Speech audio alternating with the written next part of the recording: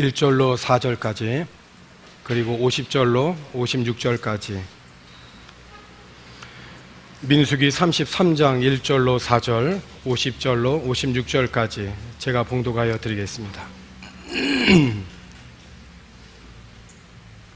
모세와 아론의 인도로 대오를 갖추어 애굽을 떠난 이스라엘 자손들의 노정은 이러하니라.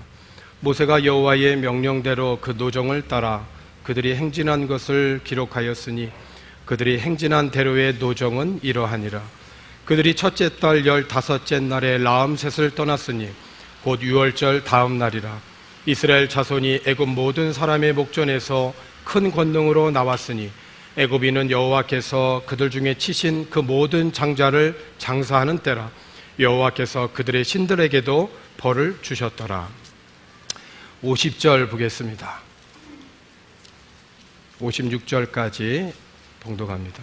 여리고 맞은편 요단 강가 모압 평지에서 여호와께서 모세에게 말씀하여 이르시되 이스라엘 자손에게 말하여 그들에게 이르라.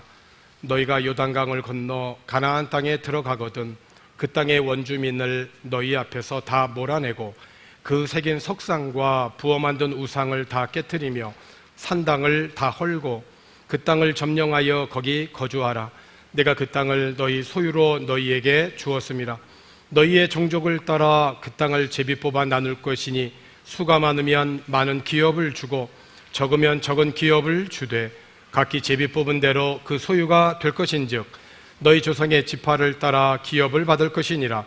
너희가 만일 그 땅의 원주민을 너희 앞에서 몰아내지 아니하면 너희가 남겨둔 자들이 너희 눈에 가시와 너희의 옆구리에 찌르는 것이 되어 너희가 거주하는 땅에서 너희를 괴롭게 할 것이요 나는 그들에게 행하기로 생각한 것을 너희에게 행하리라. 아멘. 지난 20년 동안 박유 행복한 교회를 지켜주시고 인도하신 하나님께 감사와 영광을 올립니다. 또한 지난 20년 동안 행복한 교회에서 신앙생활하면서 주님의 몸된 교회를 위하여서 헌신한 우리의 모든 성도님들, 또 그래서 그 감사와 기쁨으로 이렇게 함께 예배하게 되었습니다. 이 모든 것이 하나님의 은혜입니다. 민수기 33장은 이스라엘 백성이 모세와 아론의 인도로 대오를 갖추어서 애굽을 떠나 행진하면서 진을 쳤던 모든 장소를 기록하고 있습니다. 그래서 우리가 다 읽지는 않았지만은 이 민수기 33장에는 진을 쳤다라고 하는 단어가 가장 많이 나옵니다. 5절부터 있는 말씀을 보면 이스라엘 자손이 라암셋을 떠나 숫곳에 진을 치고, 이후로 49절까지 진을 치고 떠나고 진을 치고 떠나는 그런 노정의 반복을 기록하고 있습니다. 왜 이렇게 긴 진치고 떠나고 진치고 떠나는 이 노정을 기록하였는가? 그것은 하나님의 명령 때문이었습니다. 하나님께서 너희들이 진을 치고 떠나는 그 모든 과정을 기록하라고 하나님이 명령하셨기 때문에 그 명령을 받고 모세는 기록을 했던 겁니다. 오늘 우리가 보았던 본문 2절에 있는 말씀을 보면 모세가 여호와의 명령대로 그 노정을 따라 그들이 행진한 것을 어떻게 했다고요? 기록하였다. 그래서 그들이 행진한 대로의 노정은 이러하다 해서 쭉 그들의 노정을 기록하였다는 거예요. 이렇게 진을 치고 떠나는 모든 기록은 하나님이 하시는 일을 위한 기록입니다. 그러니까 기록은 기억을 위함인 거죠.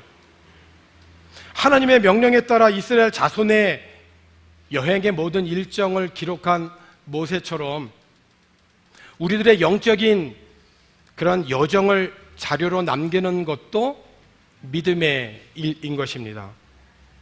혹시 다른 사람인데 영적인 그러한 자료를 통하여서 하나님의 은혜를 발견할 수도 있기 때문이죠. 하나님께서 모세에게 명령하여 기록하라고 한 그 여정이 어디서부터 시작합니까? 오랜 세월 종살이하고 핍박을 받던 그 애굽부터입니다. 그 애굽에서부터 어디까지죠? 약속의 땅까지. 바로 오늘 저와 여러분들이 걸어가고 있는 그런 신앙의 여정입니다. 그 신앙의 여정은 광야예요. 광야는 바람과 먼지와 돌과 바람이 많은 그런 척박한 곳입니다. 하지만 하나님께서는 그 광야에서 그 백성들을 홀로 내버려 두지 않으셨습니다.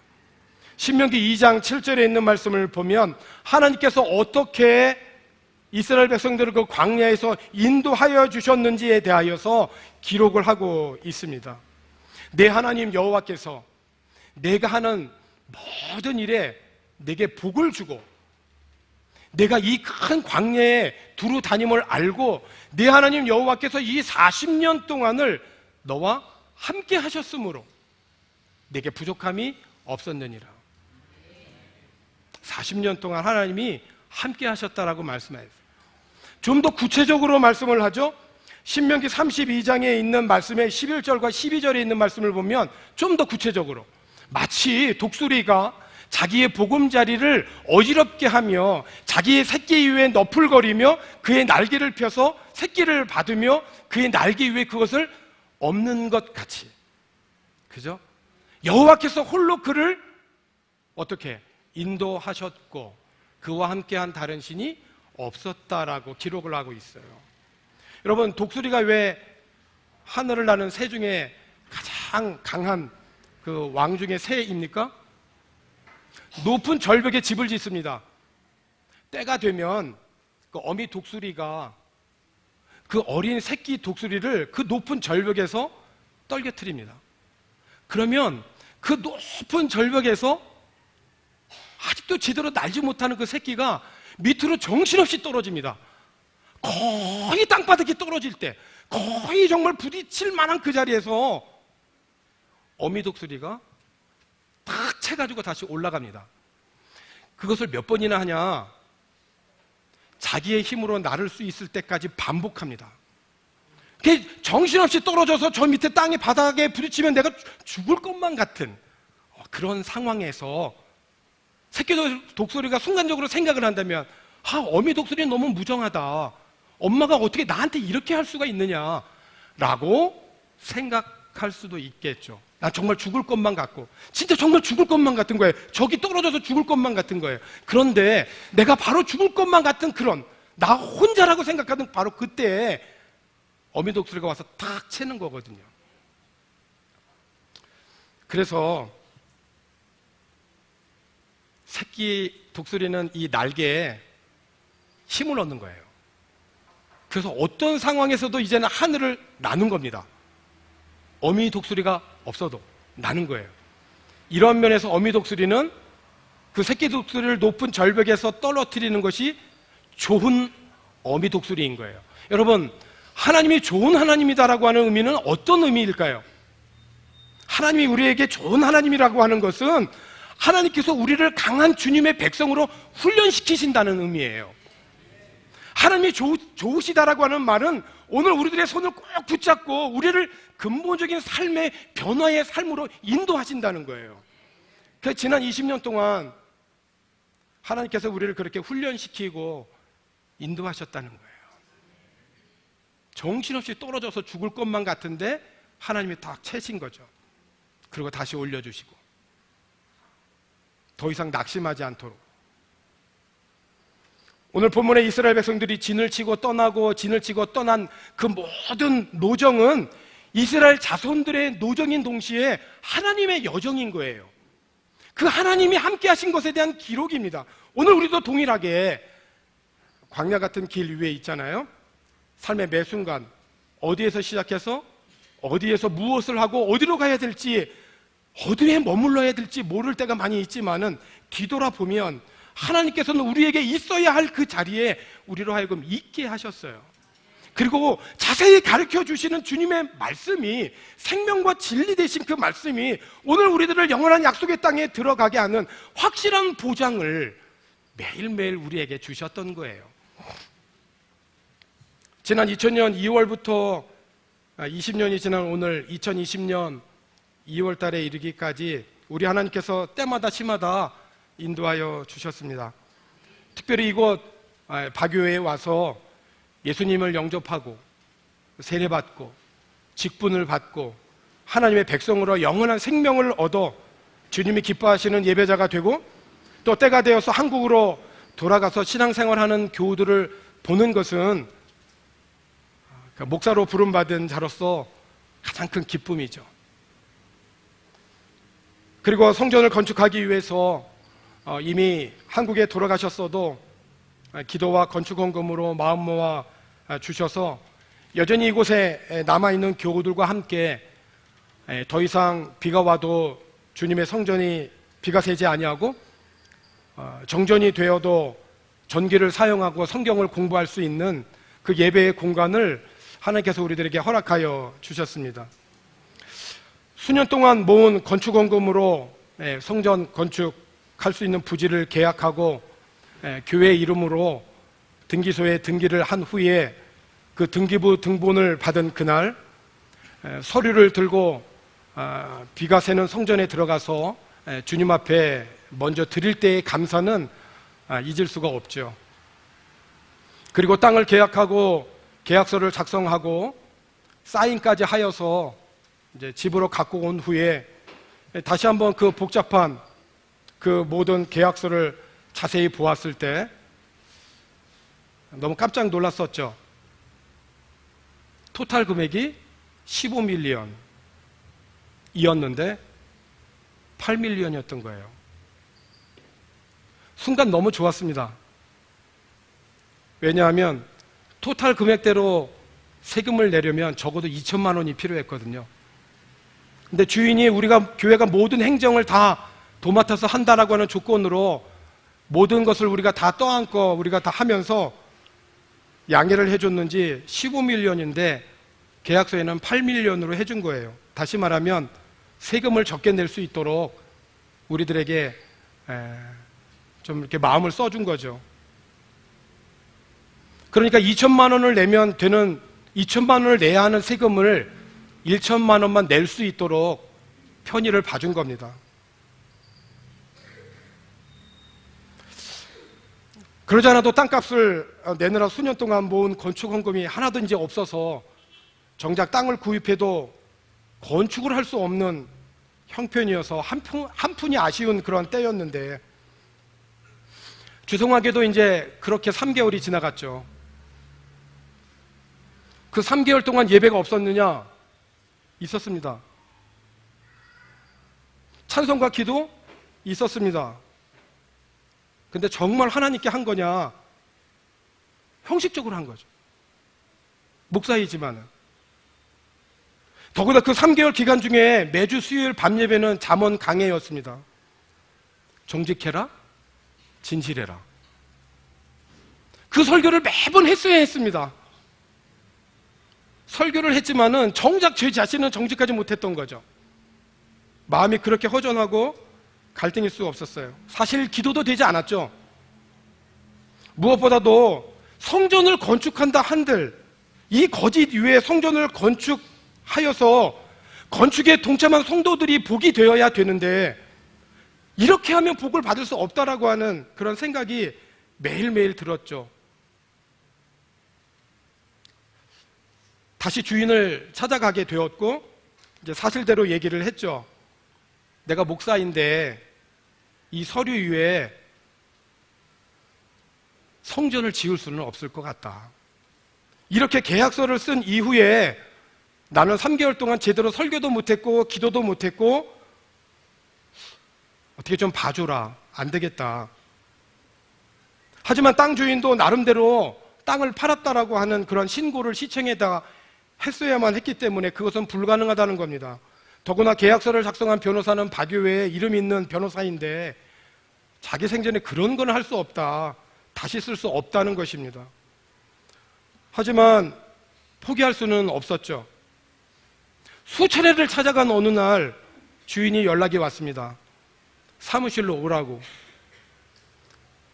그리고 시청에 가서 이전에 8밀리언으로 되어 있었던 계약한 그 서류를 빼내어서 제 보는 눈앞에서 그것을 찢었습니다. 그리고 다시 15밀리언으로 작성을 해가지고 사인을 다시 하라는 겁니다. 감사했습니다. 그리고 15밀리언으로 다시 사인을 하고 서류를 들고 다시 교회로 와서 하나님 앞에 드렸죠. 저는 정말 이렇게 하면 하나님께서 건축을 할 수 있는 왕창 그 헌금을 쾅 하고 떨어질 줄 알았어요. 이제는 건축 이제 하나님께서 다 해주시겠구나. 그런데 여러분, 이후로 15밀리언에 대한 정확한 거의 2천만 원 되는 세금을 내기 위해서 교회 차량을 팔아야만 했습니다. 성도들이 헌금하는 거였거든요. 순수하게 후원받지 않고 성도들이 한 푼 한 푼 헌금한 것으로 차량을 샀는데 그 차량을 세금으로 내기 위해서, 왜냐하면 건축헌금을 다 드렸기 때문에 땅을 사기 위해서 건축헌금을 다 해서 이제는 벽돌 한 장 살 수 있는 돈이 없었거든요. 그래서 이렇게 정직하게 살면 하나님이 그냥 건축헌금을 다 주실 줄 알았어요. 그런데 그런 일은 일어나지 않았습니다. 차량을 팔아야 됐고요. 너무 힘들었죠. 2천만 원. 근데 하나님께서는 그래도 이 과정을 그래도 선하게 보셨나 봅니다. 건축에 동참한 모든 성도들이 다 같은 마음이겠는데 저도 성전에 이거 아무 자리에나 앉으면 그때 생각이 납니다. 아, 그래도 그때 잘했지. 그때 그래도 그거 결단을 잘한 거지. 세금을 정산하고 3년 반을 다시 건축헌금을 모았습니다. 이 자리는 그냥 빈토로 3년 반을 그냥 지날 수밖에 없었죠. 건축을 시작하고 매주 나오는 헌금으로 11개월 만에 건축을 마쳤죠. 그것도 빚도 없이. 오히려 건축헌금이 남아서 저에게 차량을 하나 선물까지 해주셨죠. 정말 하나님의 은혜였습니다. 만약 그때 서류를 다시 작성하지 아니하고 오늘에 이르렀다라고 한다면 다른 사람들은 몰라도 저는 알고 하나님은 아시지 않습니까? 오늘 어떻게 기쁨으로 이 성전에서 제가 예배할 수 있겠습니까? 다른 사람은 몰라도요, 몇 분들은 다 알고 계시고 그 몇 분들과 저는 오늘 이 자리에 정말 기쁨으로 감사함으로 예배할 수 없어요. 왜냐하면 거짓된 서류 위에 이 교회가 올라간 거거든요. 그건 하나님께서 우리에게 정말 복을 줄 수 없는 상황이잖아요. 근데 그때 교회를 못 져도 괜찮다. 교회를 못 져도 괜찮으니까 거짓 위에 성전을 건축할 수 없다. 두 번째, 교회를 건축하는 동안에 선교 헌금을 못 내면 중단한다. 선교 헌금을 계속해서 내야 되는데, 선교를 해야 되는데 선교를 못할 정도가 건축이 너무 모자라서 선교 헌금을 이쪽으로 돌리면 그때 성전 건축 중단한다. 그거였죠. 모든 성도들은 한결같이 이 마음을 모아주셨어요. 한 번도 성전 건축을 진행하는 동안에 5만 페소 이상의 선교비가 한 번도 한 주도 밀린 적은 없었습니다. 그래서 오늘 그 감사함으로 오늘 이렇게 또 예배할 수 있게 되었습니다. 이제 교회 설립 20주년에 지금까지 수고한 모든 성도들을 격려하고 또 축복하고 함께 신앙생활했던 분들을 주 안에서 기쁨으로 만나 교제하면서 다짐하게 되어지는 것은 앞으로 바교 행복한 교회가 나아가야 될 사명입니다. 오늘 본문에 있는 말씀을 보면 광야의 그 모든 여정을 다 기록을 한 후에 50절부터 51절의 말씀을 보니까 이렇게 기록을 하고 있어요. 여리고 맞은편 요단 강가 모압 평지에서 여호와께서 모세에게 말씀하여 이르시되 이스라엘 자손에게 말하여 그들에게 이르라 너희가 요단강을 건너 가나안 땅에 들어가거든. 너희가 이 모든 여정을 다 마치고 이제 가나안 땅에 들어가거든. 가나안 땅에 들어가거든. 이제 약속의 땅 앞에 있거든요. 저 하나님이 약속하신 땅이 저 앞에 있거든요. 이제 저 앞에 들어가게 되거든. 너희들은 이렇게 살라는 거예요. 저는 이렇게 살라라고 하는 이 말씀이 오늘 교회 설립 20주년을 맞이한 우리 교회에 주시는 말씀으로 들려요. 어떻게 살라고 하셨죠? 52절과 53절에 있는 말씀을 보면 이렇습니다. 그 땅의 원주민을 너희 앞에서 몰아내는데 다 몰아내라고 하십니다. 다 몰아내고 그 새긴 석상과 부어 만든 우상을 다 깨트리고 산당을 다 헐고 그 땅을 점령하여 거기 거주하라고. 내가 그 땅을 너희 소유로 너희에게 주었습니다. 그러니까 하나님의 은혜의 선물로 약속하신 기업이지만, 그 약속의 땅이지만 이스라엘 백성들은 그 땅을 싸워서 정복해야만 했던 거예요. 약속은 아무것도 하지 아니하고 게을리 앉아서 기다리는 것이 아니라 그 약속이 실제적으로 우리들의 삶 속에 이루어지기까지 분투하고 기다리는 것입니다. 하나님은 지금도 믿음으로 나라들을 정복하고 약속하신 것을 받는 그 그리스도인들을 기뻐하십니다. 히브리서 11장 33절에 있는 말씀에서 그들은 믿음으로 나라들을 이기기도 하고, 믿음으로 의를 행하기도 하고, 믿음으로 약속을 받기도 하고, 믿음으로 사자들의 입을 막기도 했다라고 말씀하고 있어요. 그렇죠? 하나님이 약속하신 것이라도, 또 하나님이 약속하신 것을 반드시 이루신더라도 그 약속이 이루어지기를 우리들은 구하고 전진하는 열렬한 믿음이 오늘 우리들에게 필요한 것이죠. 만일 이스라엘이 모든 가나안 사람들이나 민족들을 그 땅에서 쫓아내지 못한다면 어떻게 될까요? 믿음으로 하지 아니하고 하나님의 말씀에 불순종하게 되면 어떻게 될까요? 55절은 이렇게 말씀하죠. 너희가 만일 그 땅의 원주민들 너희 앞에서 몰아내지 아니하면 너희가 남겨둔 자들이 너희 눈에 가시가 된다는 거예요. 여러분, 우리의 신체 가운데 가장 예민한 곳이 어디죠? 눈입니다. 얼마나 예민하냐면 뭔가 이렇게 조금만 바람이 스쳐도 눈이 깜빡거려요. 하나님께서 자동적으로 눈을 보호하게 해주셨어요. 그래서 눈에 티끌 하나만 들어가도 굉장히 민감해져요. 근데 눈에 가시가 들어갔다고 보세요. 보통 문제 아니죠? 남겨두면 어떻게 되냐면 너희 눈에 가시가 된다는 거예요. 옆구리에 뭐가 된다고요? 찌르는 것이 된다는 거예요. 제대로 쓸 수가 없어요, 여러분. 눈에 가시와 옆구리에 찌르는 것이 된다, 남겨두면. 그래서 어떻게 된다는 겁니까? 거주하는 땅에서 너희를 괴롭게 할 것이라는 거예요. 하나님은 이스라엘 백성들에게 다 몰아내고 다 헐고 다 깨트리고 다 헐라고 하셨어요. 그런데 다 하지 않고요, 올모스트 한 거예요. 조금이라도 남겨두면 그게 어떻게 된다고요? 눈에 가시와 옆구리에 찌르는 것이 되는데요, 그것이 강력해져가지고 골리앗이 되는 겁니다. 남겨두면 그것이 결국은 골리앗이 되는 거예요. 하나님도 모욕하고 우리 자신도 그 앞에서 모욕을 당하는, 눈에 가시와 옆구리에 찌르는 바늘로 남는 그것은 골리앗이 되어서 우리에게 오는 거예요. 하나님이 약속으로 주신 가나안 땅의 가장 아름다운 모습은 가나안 사람이 전혀 없는 땅이에요. 그래서 오늘 하나님께서 죄 가운데 우리를 불러내어 거듭나게 하시고 중생, 그리고 어떻게 해요? 내가 거룩하니 너희도 거룩하라고, 성결하게 살라고, 가나안에 원주민이 없는 다 몰아내라고 하는 거예요. 다 깨트리라는 거예요. 99.9에서는 물이 안 끓잖아요. 100%가 돼야, 100도가 돼야 끓는 거거든요. 99.9%의 그 헌신은 온전한 헌신이 아니에요. 새로운 하나님의 백성들이 가나안 땅을 약속의 땅으로 누리기 위해서는 그 땅의 거민과 그들의 모든 바알 종교와 그 문화를 철저하게 다 몰아내는 것입니다. 그런데 아쉽게도 이스라엘은 가나안 땅을 정복할 때 그곳에 거민들을 남겨두었죠.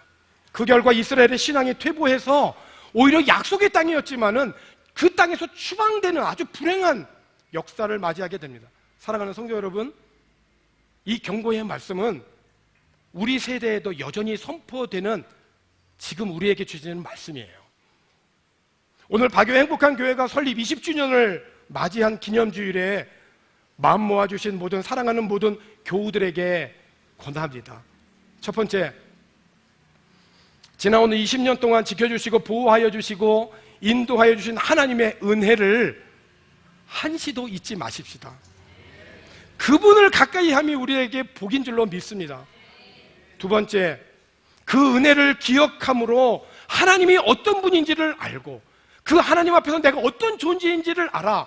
세 번째, 하나님이 어떤 분인지를 알고 내가 어떤 사람인지를 알면 그 다음에 뭐가 나올까요? 사명이 나오는 거잖아요. 하나님이 어떤 분인지를 알고 내가 알면 그 다음에는 내가 무엇을 해야 되는지, 내가 어떤 사람이 되어야 되는지가 나오는 거거든요. 그래서 성경은 창세기에서 창조주 하나님, 전능하신 하나님을 말씀하잖아요. 그리고 사람을 지으셨잖아요. 그리고 예배자가 나오잖아요. 오늘 사랑하는 저와 여러분들이 정말 하나님이 원하시고 기뻐하시는 교회가 어떠한 교회인지를 알고 믿고 깨달아서 그 사명을 온전히 감당해 갈 수 있는 그런 바교 행복한 교회, 주님의 교회가 되기를 주님의 이름으로 축원합니다. 하나님 아버지 감사합니다.